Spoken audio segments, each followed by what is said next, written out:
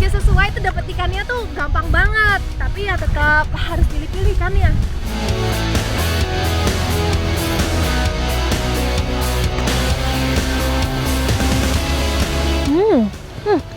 Enak kali ya Pak. Mana Pak, dapat nggak ini? Ada tuh. Oh ada, dapat ya Pak, tapi nggak kelihatan. Oh, lepas. Wah, ya lepas. Ya lepas.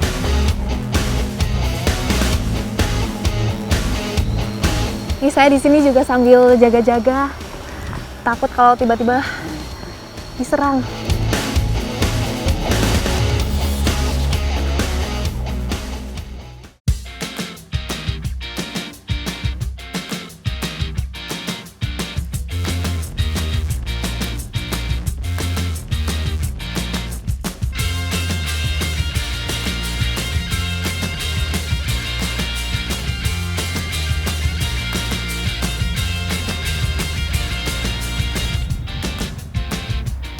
Pulau Panjang merupakan salah satu bagian dari gugusan kepulauan di wilayah Aceh Singkil. Wilayah perairannya masih sangat terjaga dan menjadi habitat bagi berbagai jenis biota laut. Salah satunya adalah penghuni perairan dasar yang kali ini mau saya cari.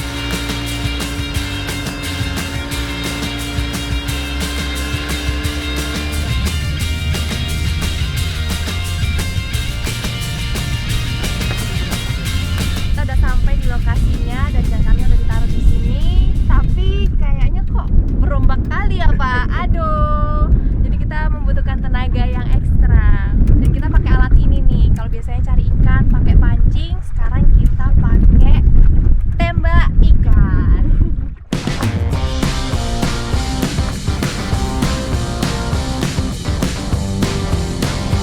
Lokasi pencarian kami kali ini memang tak jauh dari bibir pantai, dengan rata-rata kedalaman air antara 8 sampai 12 meter.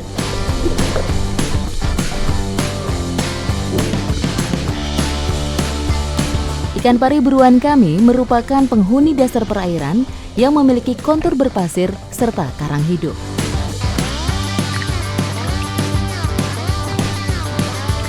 Wah, dapat!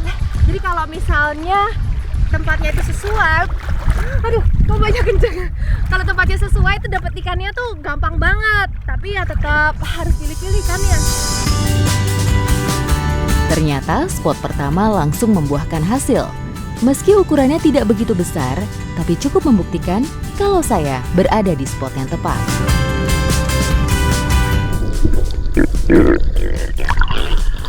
Aduh, jadi ikan pari ini adanya tuh di perairan yang ada pasirnya, terus ada karang-karangnya. Tapi kalau siang gini mereka tuh lebih aktif, makanya lebih susah nyarinya.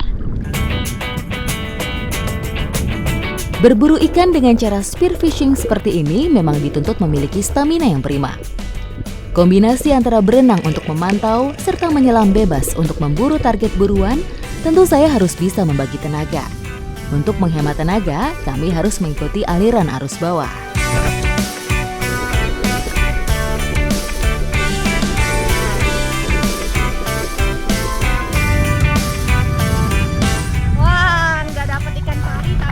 Yang lain nih, ikan apa namanya?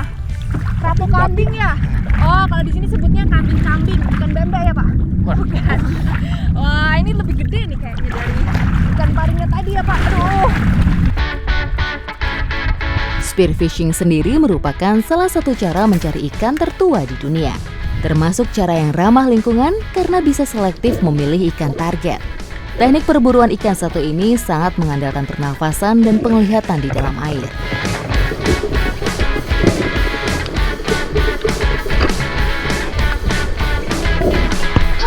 Dapat lagi. Emang kalau cari ikan paling puas tuh kalau dapat. Walaupun yang dapat dari tadi Bapak terus ya. Saya cuma ngikutin, tapi nggak apa-apa tuh dapat lagi. Ikan pari hasil dapatan kami ini merupakan jenis pari total biru. Ikan satu ini sangat jarang berkamuflase di dasar pasir, sehingga cukup mudah terlihat keberadaannya. Memiliki nama keren Taeniura ima, si total biru ini banyak dijumpai di Samudra Hindia dan Pasifik Barat yang memiliki iklim tropis. walaupun tangkapan kita nggak banyak, tapi target kita terpenuhi karena lumayan juga Pak. Dari tadi ombaknya kenceng. Enaknya dimasak apa nih Pak? Dibakar dulu kalau sambal. Oke. Oh pakai sambal aja Pak. Aduh, habis berenang, lapar. Langsung kita olah ikannya aja. Ikuti jejak saya, jejak petualang.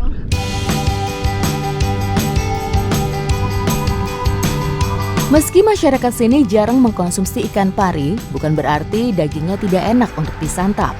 Dengan campuran racikan bumbu yang tepat dan teknik yang benar, tentu akan mengurangi rasa amis daging ikan bersisik cantik ini.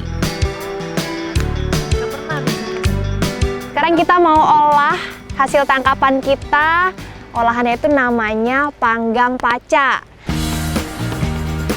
Untuk mengurangi rasa amis pari, ada 2 bumbu yang harus dipersiapkan. Pertama adalah bumbu untuk penghilang rasa amis yang tentu saja menggunakan jeruk nipis. Dan yang kedua tentu saja bumbu panggang yang didominasi bumbu rempah-rempah untuk menambah rasa daging ikan semakin sedap. Itu kenapa sih Pak dikasih kayu? Supaya nggak lembek dia, melengkung dia ke bawah. Oh iya. Oh karena ikan pari ini termasuk ikan yang kulitnya tuh rawan ya Pak. Iya. Makanya harus dikasih kayu. Kalau nggak dikasih kayu gini nanti waktu dimasak lembek ya. Oh iya. Karena ikannya mau kami panggang, jadi yang kami butuhkan adalah bara api. Teknik memasak di alam seperti ini harus jeli dalam memanfaatkan bahan-bahan yang ada. Jadi harus dioles bumbu. Ini bumbunya beda sama yang saya ulek ya. Jadi bumbu ini tuh khusus untuk ngilangin amis pada ikannya. Nggak ngilangin sih sebenarnya, mengurangi. Iya. Harus kuat ya Pak.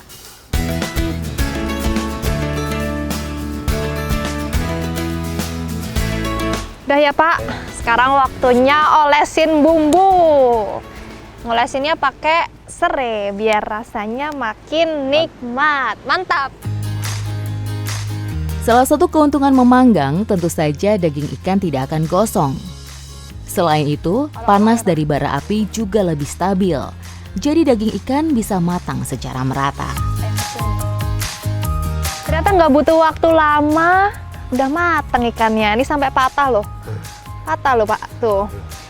Memang tulang dan daging ikan ini tuh lunak kali ya. Wow. Yuk langsung makan aja.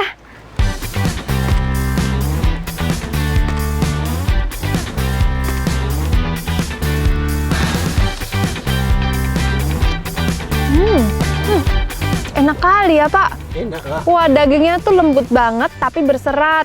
Terus ditambah sama bumbu paca tadi. Beh, mantap ya Pak. Aduh.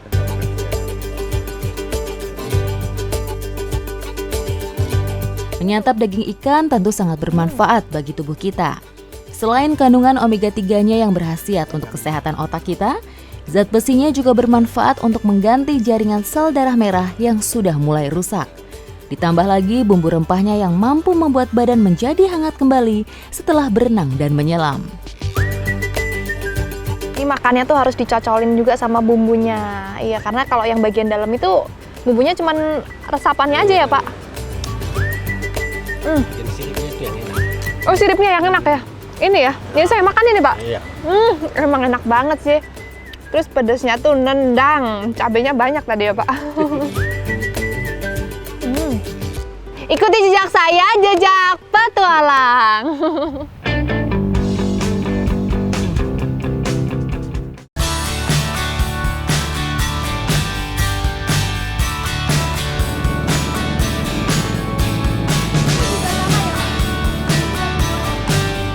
Ada salah satu tumbuhan yang menjadi sumber pangan bagi masyarakat Kuta Simboling. Dan sekarang saya sama Pak Asnawi mau cari tumbuhannya. Ikuti jejak saya, jejak petualang.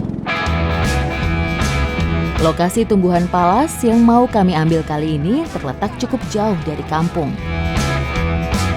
Semakin ke dalam, jalur aliran anak sungai yang saya masuki semakin sempit. Tingginya debit air membuat sampan kami harus menerobos batang-batang pohon yang ada di sekeliling sini. Lokasinya tuh di rawa-rawa dan seperti yang saya bilang tadi, ini lagi banjir makanya tinggi nih. Tinggi air. Tinggi ya. Sampannya naik. Iya, untungnya pakai sampannya kecil. Kecil. Kalau besar dia nggak bisa masuk ke sini ya Pak. Iya. Palas merupakan tumbuhan keluarga palem-paleman yang banyak terdapat di hutan tropis dataran rendah. Masyarakat di Sumatera dan Kalimantan sering mengambil umbut bakal daun untuk diolah menjadi olahan kuliner khas. Jadi yang kita ambil itu bagian pucuk atasnya.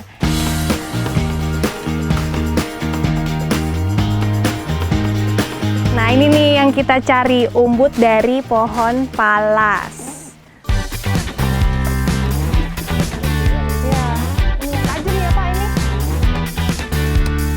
Nah, ini perjuangannya. Ternyata nggak gampang. Tadi liatin Bapak kayaknya langsung patah aja. Berapa kali ini ya, Pak? Iya. Ternyata susah.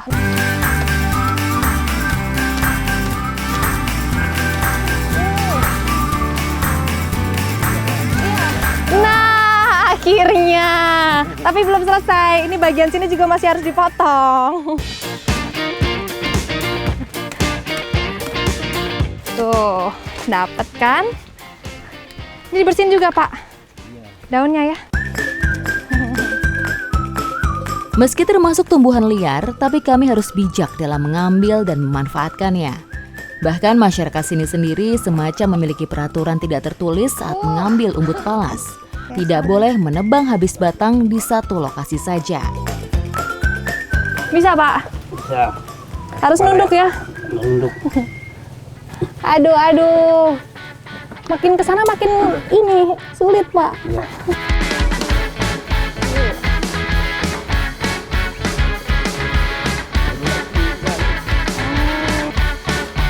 Meski tidak mudah untuk mengambil umbut palas, tapi hasil yang kami dapatkan kali ini cukup untuk diolah menjadi sambal taco palas.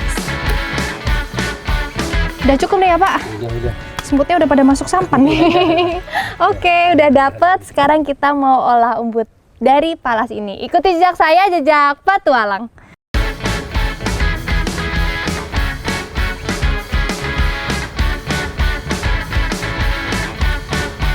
Umbut yang udah kita dapatkan mau kita olah jadi sambal tokal palas. Dan harus dikupas dulu karena yang mau kita ambil itu bagian paling dalamnya nih.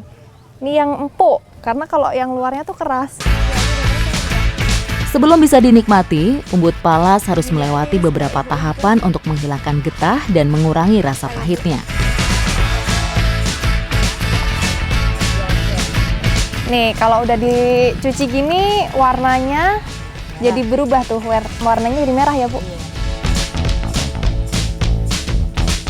Nih, palasnya kita campurin sama air yang udah dikasih garam. Biar hilang lagi getahnya ya, sisa-sisanya tadi ya. Garam sendiri memiliki fungsi untuk menetralkan rasa umbut palas yang memang dominan rasa pahit.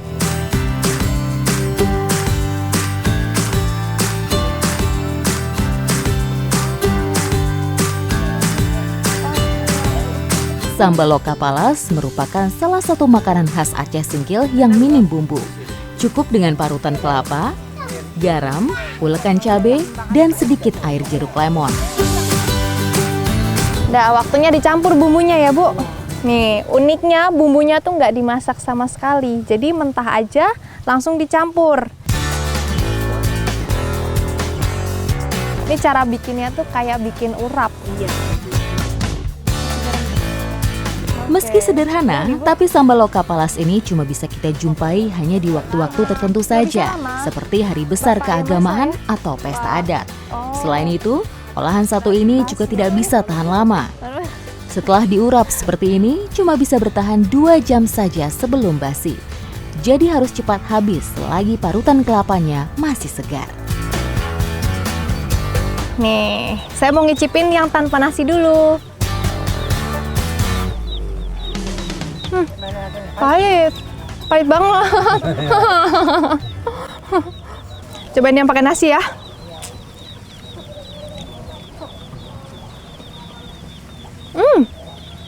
Enak ya, Bu? Masih ada pahit-pahitnya, tapi lebih enak daripada nggak pakai nasi. Saya baru ini nih, Bu, makan pahit tapi enak. Mungkin karena ada parutan kelapa, terus dicampur sama bawang merahnya, jadi makin nendang rasanya. Lama mana? Apa di sini tabonai ya? Tabonai. Tabonai.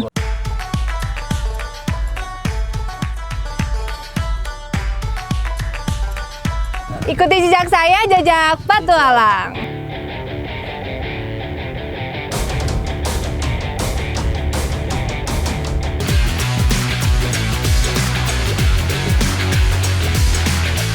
Salah satu kearifan masyarakat Ujung Manik Cilacap adalah memanfaatkan hasil alam sekitar. Pagi-pagi biasanya waktu matahari baru muncul, warga Ujung Manik memasang telik untuk mencari salah satu biota air yang ada di sini. Ikuti jejak saya, jejak petualang. Saat memasang bubu, setiap sisi harus dipastikan dengan benar. Bubu harus ditutup dengan lumpur agar tidak terbawa arus dan juga untuk menyamarkan. Harus ini ya Pak ya. Nih, jadi jarak antara telik satu dengan yang lainnya itu cuma 5 meter aja ya Pak? 5 meter. Nah, terus nandainnya gimana? Dikasih lumpur. Oh dikasih lumpur? Atasnya. Lah malah makin hilang Pak? Enggak. Oh enggak? Jadi Bapaknya udah hafal karena udah tiap harinya begini ya Pak?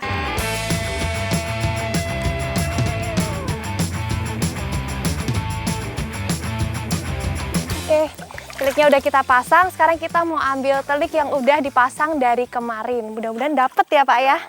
Ikuti jejak saya, jejak petualang.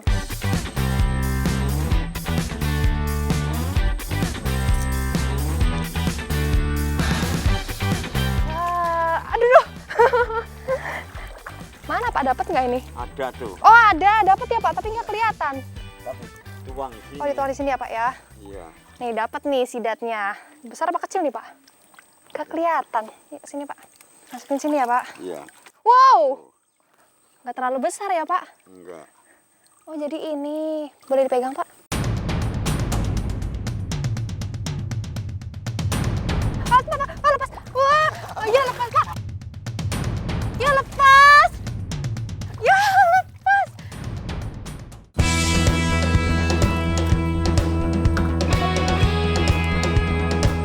Nih ada lagi. Nih ada isinya nggak nih Pak? Oh iya, dapat lagi nih. Tapi harus hati-hati karena tadi udah lepas. Bapak aja deh Pak. Wah, ini lebih besar dari yang tadi ya Pak. Jadi ini memang lagi musimnya, makanya kita beruntung dapat terus. Tapi biasanya dalam satu gini dapatnya berapa Pak? Ya kadang ada yang 2, ada yang 1 gitu. Oh, Yang gitu. kebanyakan ya 1 lah. Kebanyakan 1, tapi kalau dapat 2 berarti lagi beruntung ya Ya, Pak. beruntung. Sebagai binatang yang bisa hidup di air tawar dan air asin, sidat banyak ditemukan di seluruh pelosok Indonesia. Siklus hidup sidat sangat unik. Sidat bertelur di laut dan hidup di air tawar. Ini kayaknya nggak mungkin bapaknya nggak nandain. Mungkin bapaknya nandain dengan pohon di sini kali ya Pak? Ya. Oh, Cuma diinget-inget. oh cuma diinget-inget ya Pak? Iya. Oh ini nih Pak. Wow. Wih, oh bubunya lain. Pak ini dapat berapa nih Pak? Dapat 2 Pak? Dapat 2. Dua nih. Oh besar-besar ya? Oh jadi mungkin karena lagi musimnya jadi kita beruntung ya Pak. Dapatnya 2 dan besar-besar. Dan ini mungkin karena bubunya juga lain. Lubang dari bubunya lebih besar daripada bubu yang pertama tadi ya Pak. Iya. Sidat, biota air yang memiliki tubuh mirip belut ini, memiliki nilai ekonomis yang tinggi, sehingga warga banyak yang memburunya. Walau tidak begitu populer di Indonesia, namun sidat mendapat tempat yang istimewa pada kuliner negara-negara Asia Timur, terutama Jepang. Di Jepang, sidat dikenal dengan nama unagi dan menjadi kuliner kesukaan warga Jepang. Udah ya Pak. Wah dapet nih. Besar-besar, lumayan ya Pak.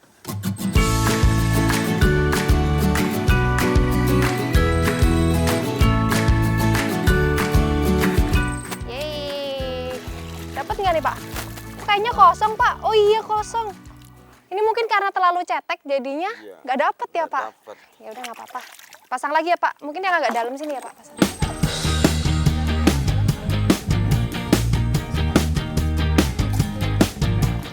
Wow. Ini agak berat nih Pak. Kayaknya dapet. Lepas Pak. Ini Pak, nih Pak. Aduh. Aduh lepas lagi. Nggak apa-apa ya Pak ya. Nggak apa-apa, udah. Nih kita udah dapetin sidatnya dan sekarang mau kita olah jadi lemeng. Ikuti jejak saya, jejak petualang.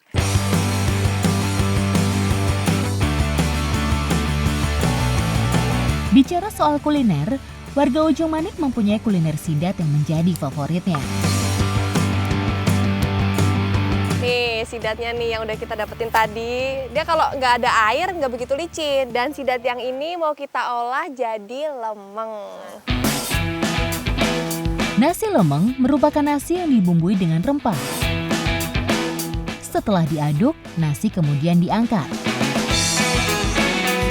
Oh, jadi caranya itu nasinya yang masih setengah matang ditaruh di daun pisang, terus atasnya dikasih sidatnya. Ini sidatnya masih utuh gini, Pak? Masih utuh.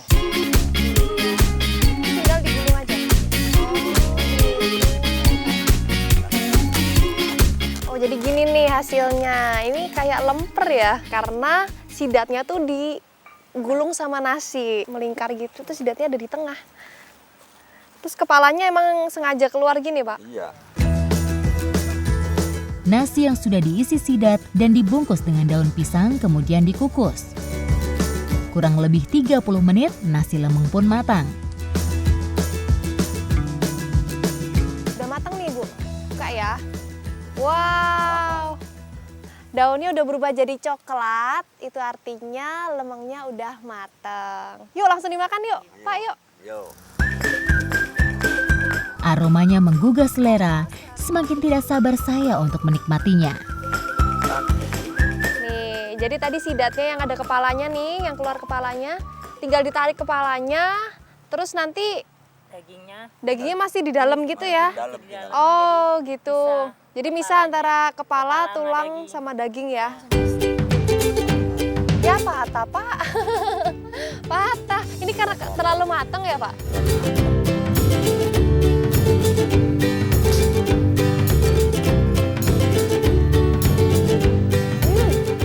Enak ya. Rasanya tuh enak banget. Dagingnya lembut. Terus bumbu-bumbunya tuh meresap ke daging-dagingnya.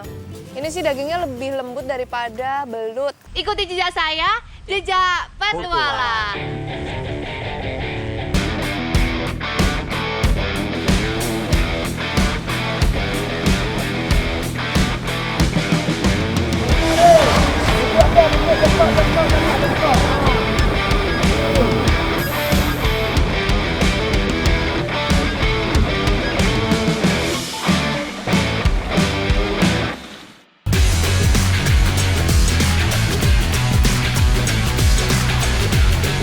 Kali ini di Ranah Pariaman, saya akan mencari salah satu bahan olahan kuliner ekstrim yang memiliki banyak manfaat bagi kesehatan.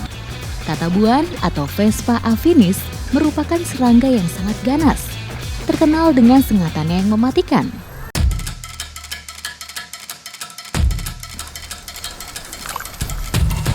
Oke, jadi sekarang apinya sudah mulai dinyalakan dan itu diarahkan ke lubang pada sarangnya itu.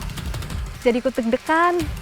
Jadi nanti saat kata buahnya keluar itu langsung berhadapan dengan apinya. Nah tuh udah pada mulai kebakar dan pada jatuh kata buahnya, tapi sebagian ada yang hidup.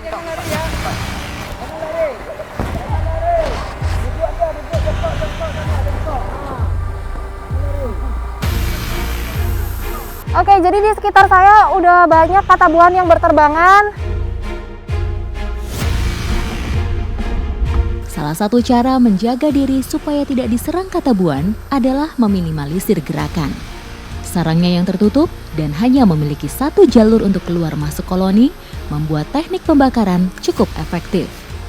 Secara naluri, koloni tawon yang keluar sarang akan langsung terkena panas api dan tidak memiliki kesempatan untuk melakukan serangan balik ke kami.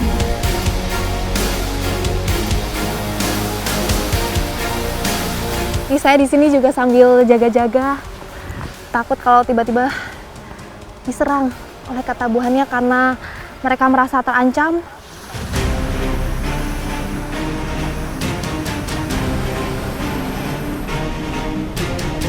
Pak, aman Pak.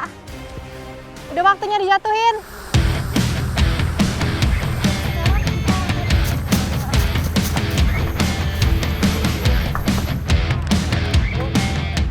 jadi ini sarangnya ya Pak ya?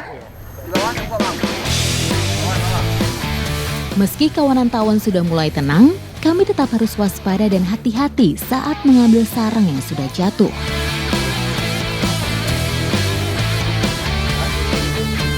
Tawon Vespa tidak menghasilkan madu. Dalam sarang besarnya, hanya terdapat ratu dan larva yang tersimpan dalam lapisan sarang-sarang kecil. Jadi ini bisa langsung dimakan ya Pak ya? Iya. Saya penasaran rasanya seperti apa. Enak rasanya, sedikit amis tapi enak sekali.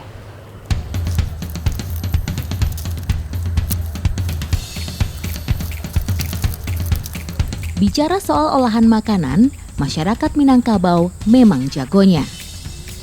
Bumbu-bumbu rempah menjadi kunci betapa nikmatnya makanan dari sini. Sekarang katabuannya sudah dibersihkan dan kita akan masak kalio katabuan.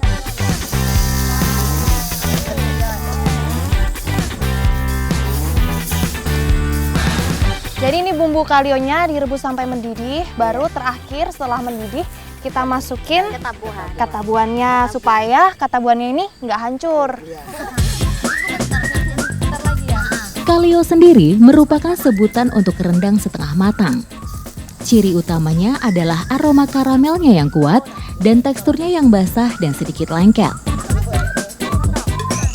Nih asapnya kalau kena mata nih luar biasa nih pedihnya nih. Menangis wadai Kak. Iya, bikin nangis ya. Jangan sedih ya. Enggak Kak.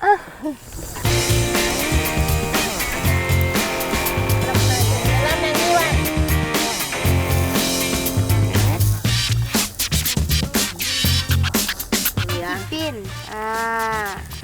Terasa nggak garamnya? Terasa panas. Panas. Oh, panas. Pelan-pelan juga ambus Kak, ambuh ya ambuh. Wah, lama banget, lezat.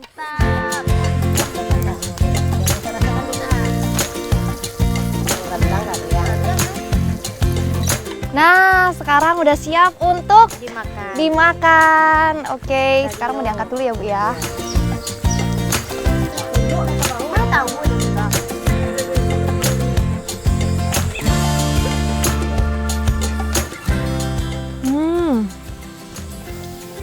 Rasanya enak banget. Jadi rasanya tuh ada gurihnya, ada pedesnya, enak. Bumbu rempah kalio katabuan benar-benar memanjakan lidah nih. Tidak begitu pedas dan tekstur kenyal dari larva katabuan masih bisa saya rasakan. Rasanya masih sama, gurihnya masih tetap ada. Cuman bedanya karena ini udah dicampur sama bumbu-bumbu, jadi lebih nikmat lagi rasanya. Dan amisnya tuh udah berkurang. Meski sangat memanjakan lidah saya, tapi tetap harus makan sewajarnya. Tingginya kandungan protein dari larva katabuan bisa menimbulkan alergi jika kebanyakan makannya. Jadi untuk menetralisir itu semua, sengaja kami siapkan air kelapa muda.